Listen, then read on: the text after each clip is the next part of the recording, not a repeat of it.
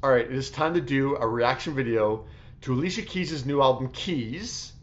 And I know I'm very late doing this review because it came out over a week ago, 8 days ago. It came out like last Friday. But can you agree that this album had very little hype? Like, I feel like I only heard about that it was coming out a few weeks prior to release date.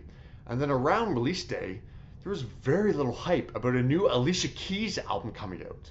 It's very strange. Like, I know the singles have not done very well, but yeah, there's very little hype about a new Alicia Keys album coming out. But here we go. I love Alicia Keys. I love that she's an albums artist. So yeah, so I'm very curious to see what she does with a double album. I'm very impressed that she's doing a double album at this point in her career. And she just released an album last year, Alicia, which I quite enjoyed. Her album before that, Here, I did not enjoy very much. There was only a couple tracks that I really liked. I thought it was her first misstep in terms of albums. So yeah, now I'm a little bit weary of what Alicia is going to do in terms of albums. But yeah, to do a double album at this point in her career is very interesting. So you know the drill. I have not listened to this album. I'm going to give you my first listen reaction to each track. So let's get started. Okay, so Plentiful is the opening track. And even though it's 3 minutes long, it feels like an intro, like prelude to the album. Like I wrote down how this song actually breaks down. So we get a piano solo for 4 to 5 seconds, like just Alicia showing what a master she is on the keys.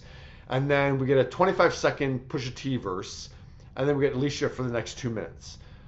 So great beat, like very thankful lyrics. But yeah, it just feels like, okay, Alicia Keys is back. Like there was a piano, there was some Pusha T, and then we got Alicia singing over an R&B beat. Like, okay, here we go. Like it kind of just feel like it's getting us in the mood. It didn't really feel like a real track to me. Like it's never going to be like a single that stands on its own. But yeah, it's a solid opening to this album. So let's go to track 2. Okay, Skydive. So this is obviously the first track of this album. It's got a great groove, but it never really went beyond that for me. There wasn't enough variation to really sustain the 3 minute length of this song. Like this isn't an intro. We've already had an intro, so this is our first, should be our first meaty track of this album. And it's just like, okay, this is I like this groove. Alicia's singing. Oh, this is 3 minutes long. Oh, okay. Well, it's not really doing anything to really grab me. So, yeah, it's an R&B groove that didn't need to be 3 minutes. I feel like this was like could have been like a 1 minute interlude. Best of Me. Can I just say the same thing I just said about Skydive? I know this was released as a single and it didn't do very well, which I'm not shocked at because, yeah, it's a 3 minute long song.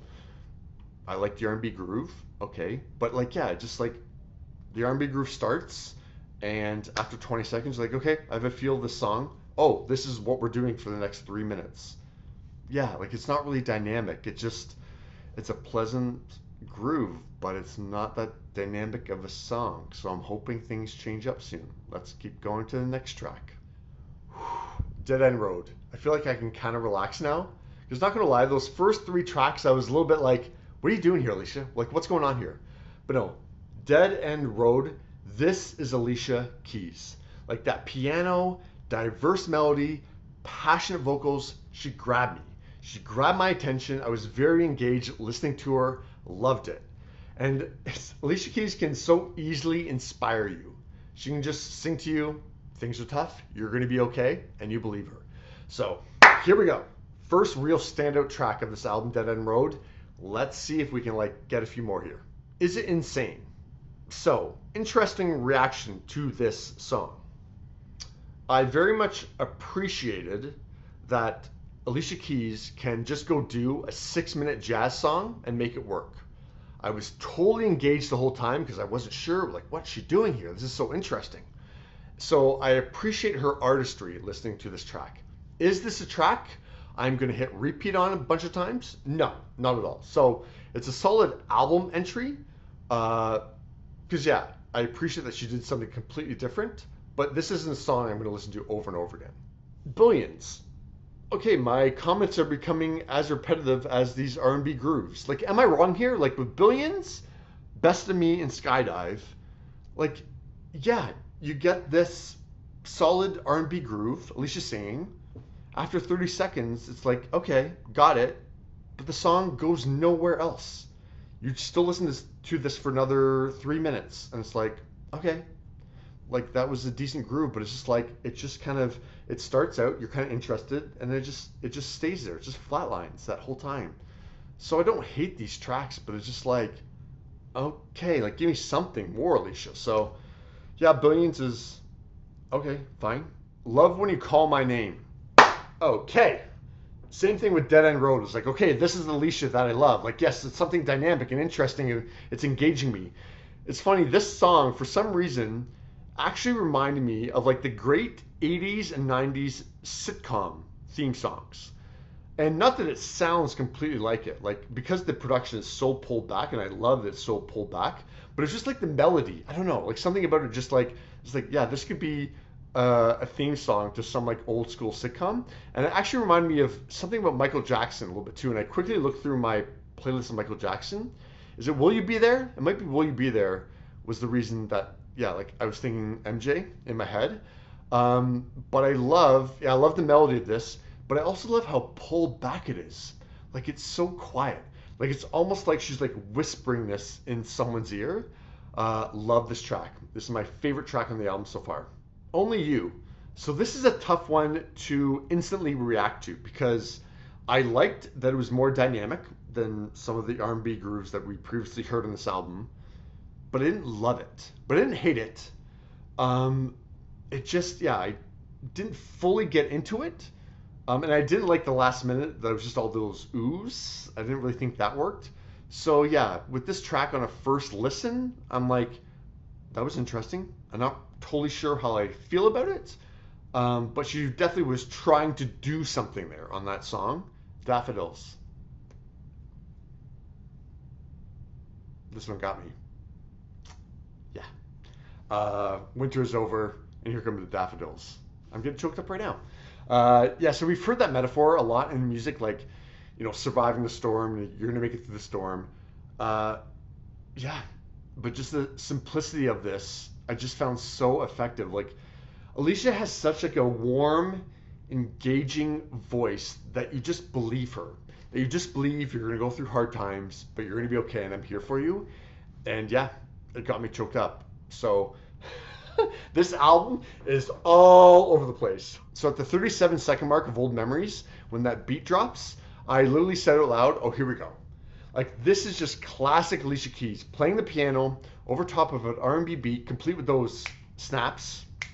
Like, it's like, yes. It's like she's always married that Motown sound with a more current sound.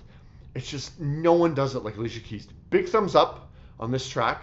We're very much on an uphill trajectory on this album now. After like a rough start, yeah, we're in a groove now on this album. Let's keep it going, Alicia. Nat King Cole. Yes, we are officially on a roll on this album. Like, this is exciting. Like, it's unpredictable. There's layers of sound here. Like, do you get what I'm saying now? Like, those opening tracks, let's go back to those titles again. Like, Billions, Best of Me, Skydive. Like, yeah, they're a pleasant sound, but they just kind of sit there. Like, they're not grabbing you in any kind of way. This was, yeah, it was dynamic. I wasn't really sure what she was doing. I love these song references of Nat King Cole. And it's amazing hearing a legend like Alicia Keys singing about Nat King Cole. Like, yes, this is interesting. Like, so those other tracks were just kind of like middle of the road. But yeah, this was grabbing me more. The only thing I wanted when she sings like a Nat King Cole, like right when she finishes Cole, I wanted like a percussion or bass beat to really drop there. Like, I thought it was a great moment to really explode, and it doesn't. But no, this is a great track. This is in the win column of this album because, yeah, it seems like we're very much separating the tracks on this album. So yes, another win with Nat King Cole. Paper Flowers. Don't die, but neither do they live like you and I. I wrote down that lyric. Metaphors are amazing that, such a simple concept of paper flowers and saying a lyric like that, paper flowers don't die, but neither do they live like you and I instantly got what that metaphor was saying, in terms of actually living, taking risks. Don't keep middle of the road, take some chances. That's what it means to truly live. You're going to have some highs, you're going to have some lows, but you're going to live. And it's so funny to get all that from a simple lyric like that. So, if you can tell, I love this song too. And then we have the addition of Brandi Carlile. So this was interesting because obviously they have two amazing voices, but their voices actually don't blend that well together. And I don't mean that as an insult. I mean, they just don't have a similar sound that they're going to easily, sound like R&B. No, they both of them have unique sounds to them. And what they did, once you get to the harmony section, they were doing harmonies that shouldn't work. That they were hitting notes, parallel notes that would sound terrible with two lesser singers. But because they're so good that even though they're kind of hitting not the typical harmonies, it sounded amazing. So I just bow down to the two of them that they managed to pull that off, that they really challenged themselves on this track and integrated their voices together and really did something different with this track. So yeah, Paper Flowers is another huge win on this album. Like Water, I'll keep it simple. I was on such a high after listening to the previous tracks that we just heard that I thought with this track, it was like, okay, Alicia tried to do something interesting here. She's kind of done this before in her library of music, so this doesn't really stand out, but it's not terrible. It wasn't as kind of flatlined as some of the R&B grooves that we already heard on this album. So, like Water, throwaway album track, like, okay, it's decent, but yeah, it is what it is. Let's keep going. Keys ends up being a 1-minute interlude, piano, pretty piano. That's what it is. Let's keep going.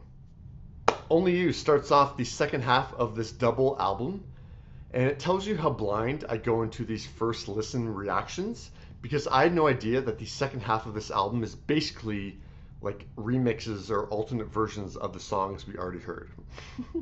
So I really made some notes because I'm like, okay, I really have to separate these two versions. So yeah, the reactions that I just gave you, I had no idea that I was going to listen to an alternate version of each track. So that's an interesting way to review this. So yeah, essentially this, For Only You, is a dance club remix of the original version. I like the beat. It cuts down on the lyrical content. So yeah, I put this like as background music at like a party.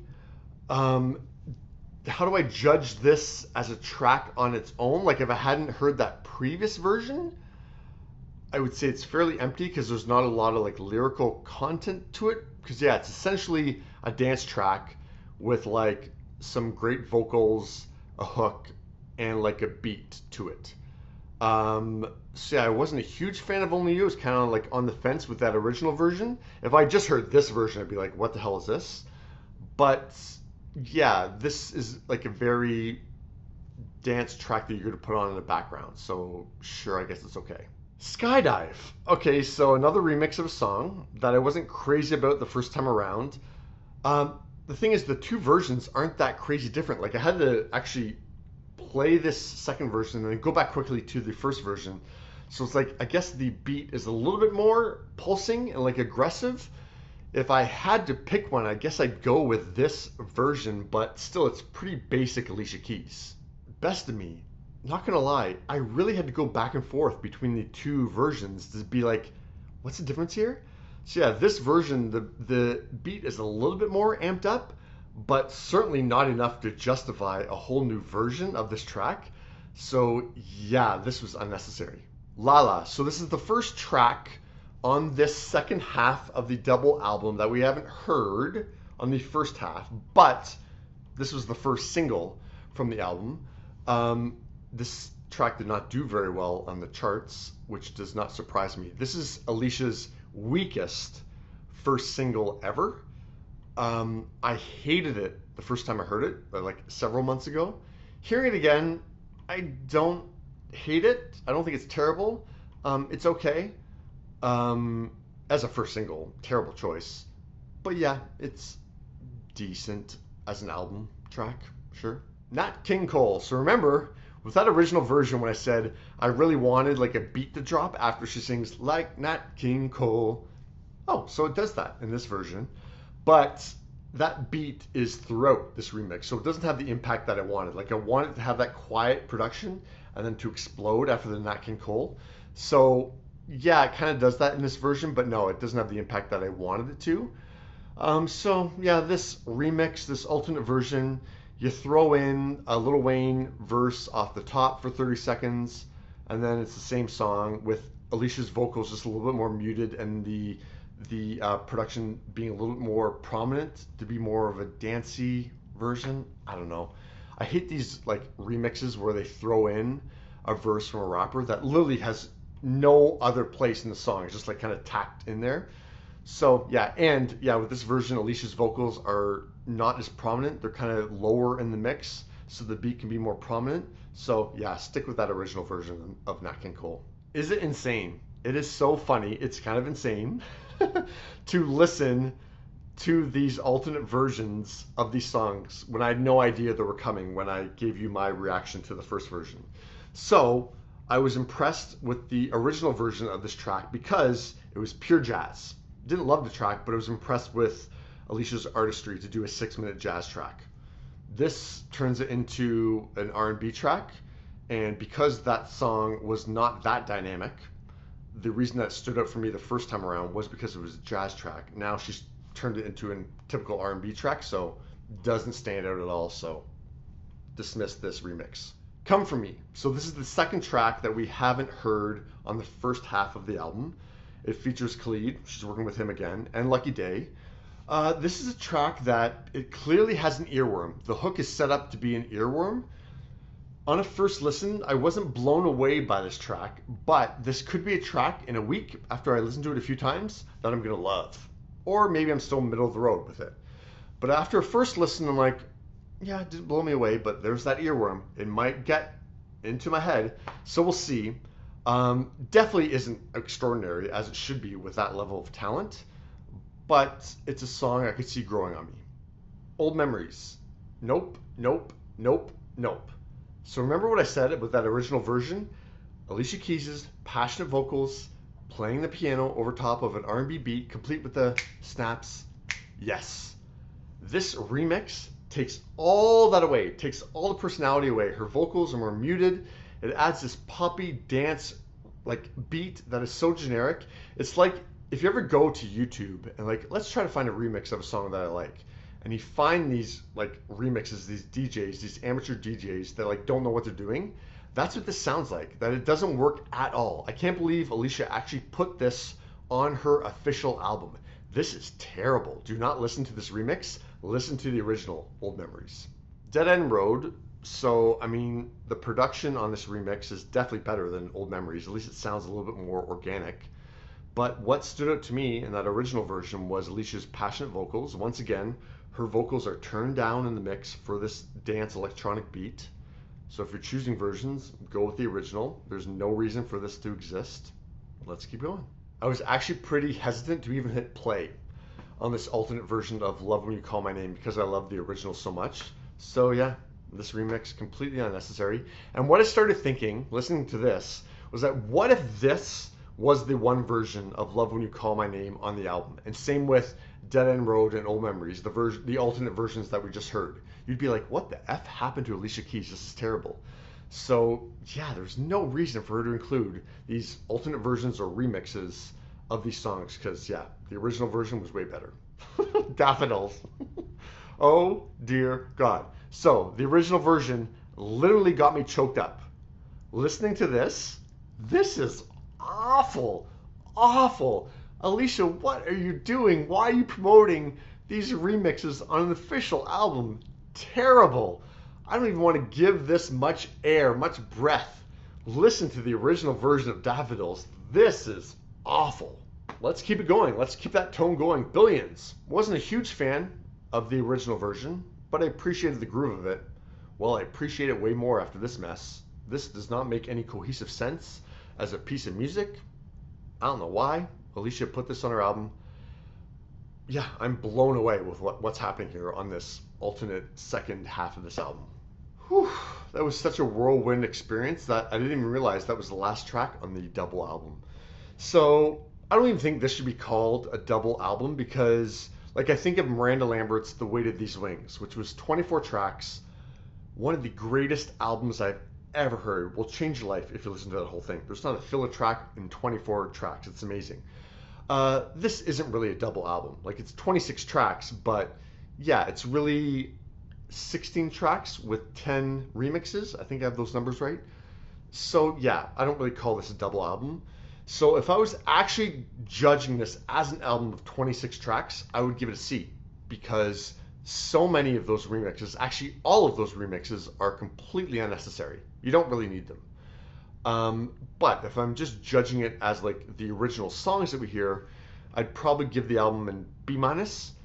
But I think this is really an album that you have to separate the good tracks and just keep those. So like going down the track list, I would say you need to keep Dead End Road, Love When You Call My Name, Daffodils, Old Memories, Nat King Cole, Paper Flowers.